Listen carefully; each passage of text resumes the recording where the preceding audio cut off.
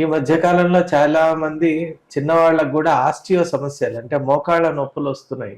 మరి అది కూడా నైరుతి సంబంధంగా ఉంటుందా ఏమన్నా? మోకాళ్ళ నొప్పులు మగవాళ్ళకు రావడానికి వెస్ట్ వెస్ట్, పశ్చిమం. ఈస్ట్ లేకుండా వెస్ట్ ఉంటే మోకాళ్ళ పరంగా వస్తుంది. ఈస్ట్ లేని వెస్ట్. మరి లేడీస్ ఈస్ట్ కంటే వెస్ట్ తక్కువ ఉండాలి ఓపెన్ ప్లేస్. ఈస్ట్ ఓపెన్ ఉండాలి అంటే సూర్యరశ్మి రావాలి ఇంట్లోకి. మీరు ఫ్లాట్స్ లో చూడండి, ఈస్ట్ ఫేసింగ్ హౌసెస్ వాళ్ళ ఇంట్లో మోకాళ్ళ నొప్పులు ఉంటాయి. దానికి కారణం ఏంట్రా బాబు అంటే ఈస్ట్ అంతా కవర్ అయ్యింది కదా. కవర్ అయింది, అవునండి. అది ప్రాబ్లం. మీరు అన్నట్టు వెస్ట్ వాళ్ళకే ఇంకా సూర్యరశ్మి వస్తుంది, హాయిగా ఉంటారు, వాళ్ళకి ఏం ప్రాబ్లం లేదు. అవునండి, పేరుకు వెస్ట్ అని, అంతేగాని వాళ్ళకి వెస్ట్ ఫేసింగ్ హౌసెస్ కి ఇప్పుడు కట్టే ఫ్లాట్ కల్చర్ ప్రకారంగా వాళ్ళకి కొన్ని రెస్పిరేటరీ ప్రాబ్లమ్స్ ఉంటాయి.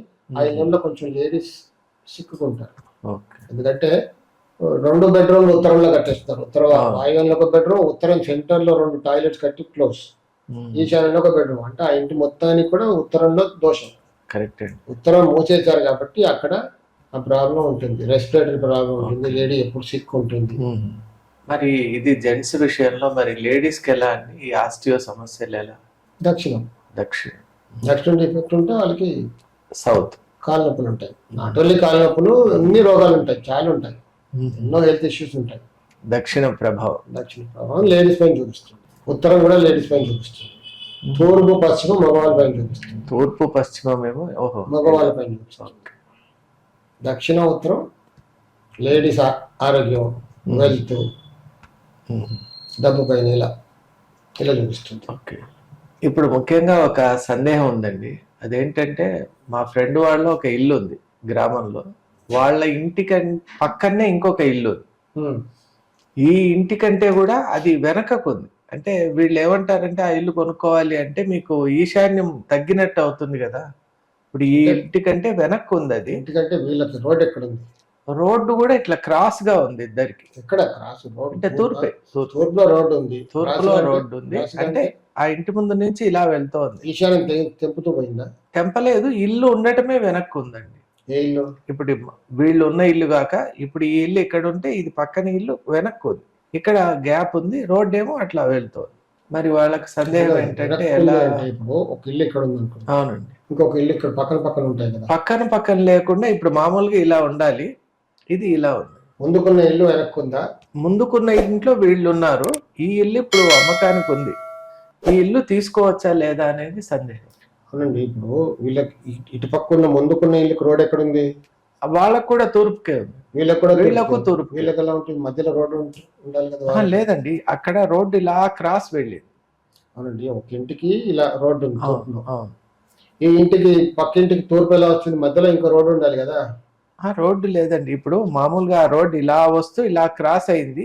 ఈ ఇల్లు ఇక్కడ ఉండడం, ఈ ఇల్లు పక్కనే, పక్కన ఇల్లు, పక్క ఇల్లు అంటే వెనకాల కొనుక్కునే ఇల్లు కొంచెం వెనక్కు జరిగింది. వీళ్ళ ఇల్లు ముందుకుంది, వాళ్ళ ఈశాన్యం కవర్ అయిపోయింది. కొని కలుపుకుంటారు దీనికి, కలుపుకొని, ఎందుకంటే రెండింటిని కలిపి పెద్దగా ఏదన్నా నిర్మించుకుందామనే ఆలోచనలో వెనకాల ఉన్న ఇల్లు పడగొట్టాలి, లేకపోతే వీళ్ళకి కలుపుకుంటే వీళ్ళకి నైరుతి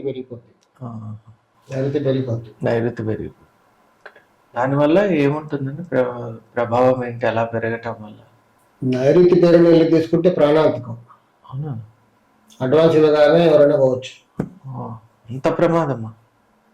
నైరుతి పెరిగి మీరు ఆశ్చర్యపోవచ్చు, అడ్వాన్స్ ఇస్తేనే ఎఫెక్ట్ ఉంటుందంటే అంటుండే బాగా. అది ఎందుకు జరుగుతుందో మనం చెప్పలేము. వాస్తు అంటే దయ్యం భూతం కాదు, రిజిస్ట్రేషన్ ఆఫీస్కి వెళ్ళి చూసొచ్చు పట్టుకోదండి. అది మన కర్మ, మన టైం చెడిపోయింది, గ్రహాలు అలా మారిపోయాయి కాబట్టి మనం అలాంటి పని చేస్తాం, ఆ ఇంపాక్ట్ చూపిస్తుంది.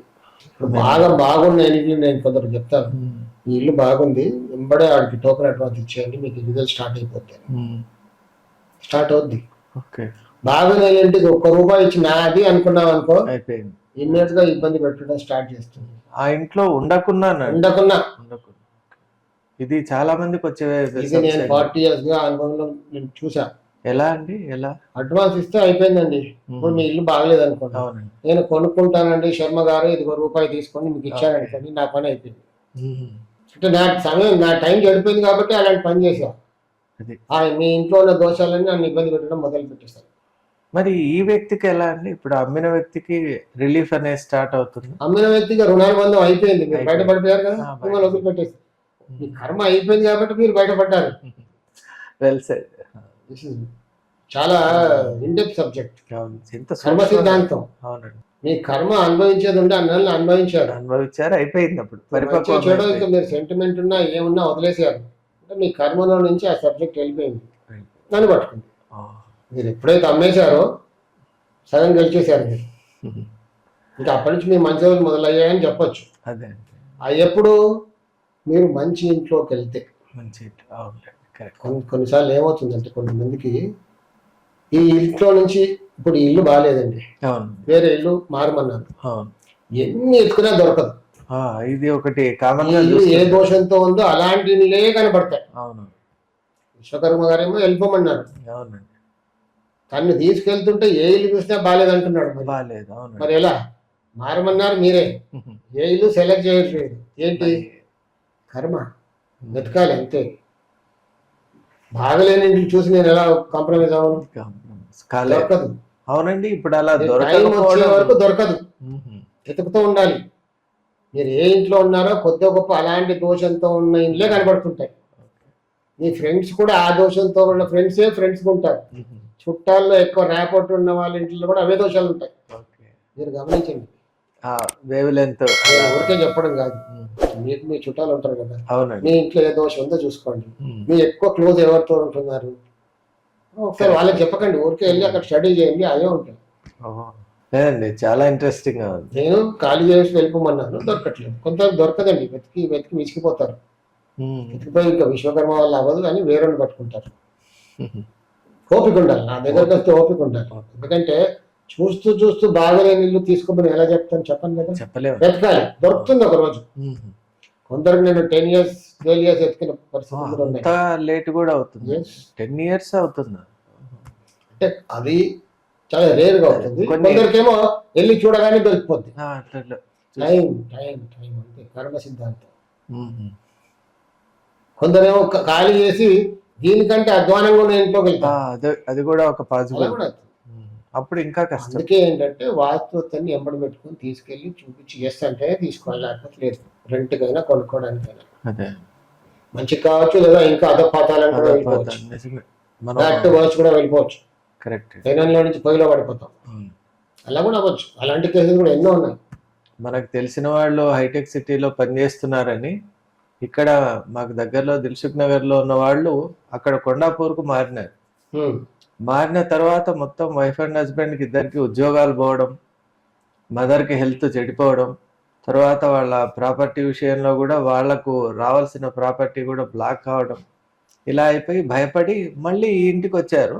వచ్చినాక మళ్ళీ నార్మల్గా మళ్ళీ వాళ్ళు కొంత ఎదుగుదల అనేది వాళ్ళలో కనిపించింది. ఒక కేస్ స్టడీ అండి, ఇద్దరు ఫ్రెండ్స్, చైల్డ్హుడ్ నుంచి ఫ్రెండ్స్, బాగా డబ్బు సంపాదించుకున్నారు. ఒక ప్లాట్ చూశారు, 500 600 1800 స్క్వేర్ యార్డ్స్ ప్లాట్. ఇద్దరు ఇల్లు కట్టుకొని ఇందులో ఉందామరా బాబా ఫ్రెండ్స్ నాకు చూపించారు. ఇక్కడ కట్టుకొని ఉంటే బాగుంటుంది అంటే, దాన్ని ఇక్కడ కట్టుకోకూడదు, ఇక్కడ కట్టుకొని మీరుంటే కొట్టుకొస్తారని చెప్పారు. అంత బాగానే ఉంది, స్క్వేర్గా ఉంది ప్లాట్, అంత బాగుంది, కట్టుకుంటా అని కట్టుకున్నారు. పెద్ద శత్రువులు అయిపోయారు. దానికి ఆగ్నేయ దోషం. ఆగ్నేయ దోషం ఉన్నప్పుడు పార్ట్నర్షిప్ లో ఏ బిజినెస్ ఏ పని కూడా చేయకూడదు, నిషిద్ధం, కొట్టుకుంటారు. And that happened also. yes it happens.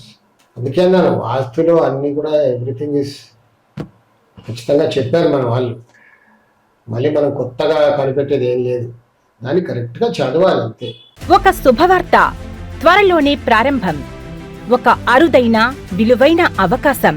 గృహిణులకు, beginners మరియు సీనియర్ సిటిజన్ల కోసం లైవ్ ఆన్లైన్ విశ్వకర్మ వాస్తు క్లాసెస్. పుస్తకాల వాస్తు కాదు, నిజ జీవితంలో పనిచేసే సాధారణ ఆచరణాత్మక నివారణలు.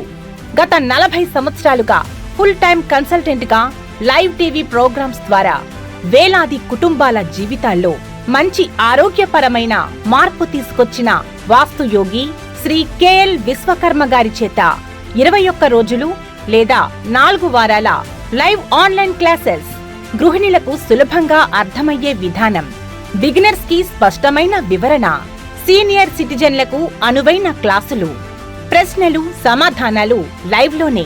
సర్టిఫికేట్ కూడా ఇవ్వబడును. మీ ఇంటి శాంతి, ఆరోగ్యం, సంపదకు వాస్తు ఎలా సహకరిస్తుందో ఇప్పుడే తెలుసుకోండి. ఆసక్తి ఉన్నవారు వెంటనే 9848045677 వాట్సాప్ నెంబర్కి కాల్ చేసి రిజిస్టర్ చేసుకోండి.